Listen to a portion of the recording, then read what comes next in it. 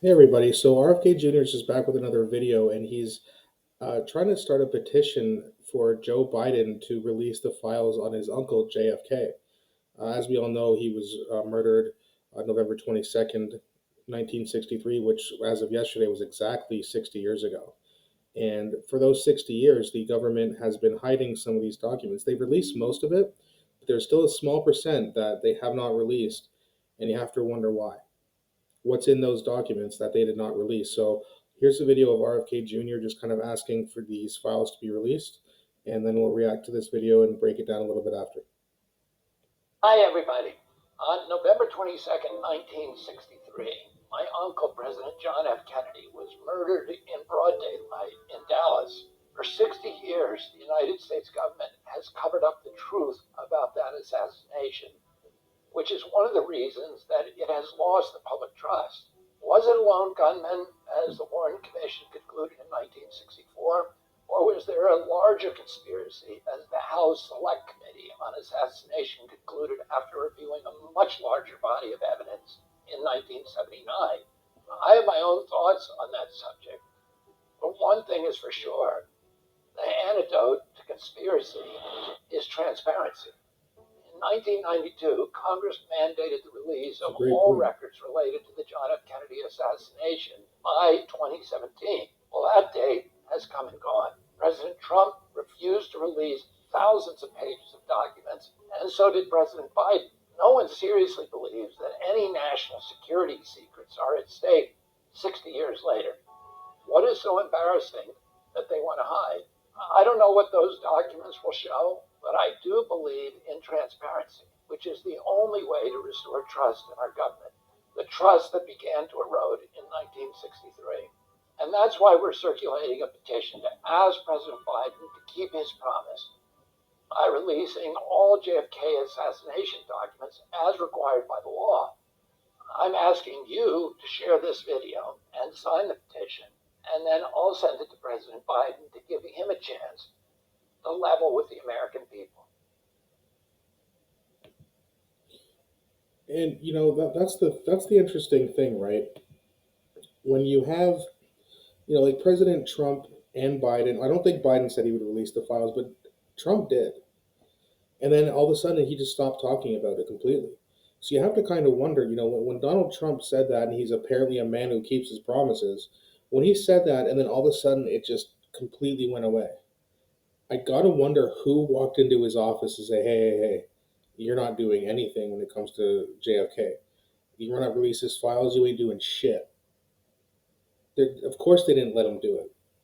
But now there's just so many people in the public, there's so many people who've written books about this and how shady the Warren Commission was and how it's all just a bunch of crap. Even Richard Nixon said that it was crap. There's been lots of people who've written books on it, like I've said. And then you've got his nephew, RFK Jr., who knows a lot about his uncle's and dad's death. And, rightfully so, he wants it exposed. I'm not even American, I want it exposed. Because we need to find out the truth of what happened that day. Because when you, like he said, like RFK Jr. said, you had a sitting president who was massacred in broad daylight in the middle of a major city. And it's just one guy with one gun. Really? So what about the magic bullet theory and the grassy knolls? What about the fact that multiple witnesses saw multiple shooters? No, just swipe it under the rug. We won't talk about that. Back to democracy, everybody. Yeah, that's not democracy. When you kill a voted elected official because you don't like what he's doing, he's trying to stop your profiteering war machine, that's not democracy. That means there's a very elite group of people who are running this country, and it's probably started since before the 1963, but especially during and after. That should have been an eye opening moment for every American citizen. But it was just, they did a study, the Warren Commission came out, and there's no shady business here. Oh, there's lots of shady business, and it's been 60 years too long. The US government has illegally, it's not even legal for them to do this. They are legally required to release those documents. And they're not. Why? What are they embarrassed about, as RFK Jr. asked? What are they trying to hide, which is what I'll ask? Who are they trying to protect from jail? Is another good question. So, I mean, we'll have to see what happens. I really hope that he can get this petition signed. If I can, I think there's gonna be a link, so I'll find the link and then I'm going to sign the petition myself if I can. I don't know if Canadians qualify, but either way, I want to do whatever I can to help this guy because he's really the only hope. Don't really agree with his stance on Israel at all, but that's the one thing. So many other good things. So, I mean, we need to get this guy in the White House. We need to clear up the corruption in the White House and also hold him accountable so that he doesn't do it either. Because I'm sure it's very tempting. I don't know if he's that kind of person, but everyone would probably get tempted. You know what I mean? So we also need to keep holding him accountable as well. And that's the good thing about RFK Jr. supporters is that we call out politicians when they screw up. But in terms of this issue, what happened to his uncle, that needs to be, those documents need to be released. And we, the people, who are supposed to be the bosses, should be able to read these documents and figure out for ourselves, hey, look, here's the information, look what happened. Holy shit, they killed the president. And when I say they, what was it, the MIC? Was it the FBI? Was it the CIA? Did the mob have any involvement? All those departments hated him.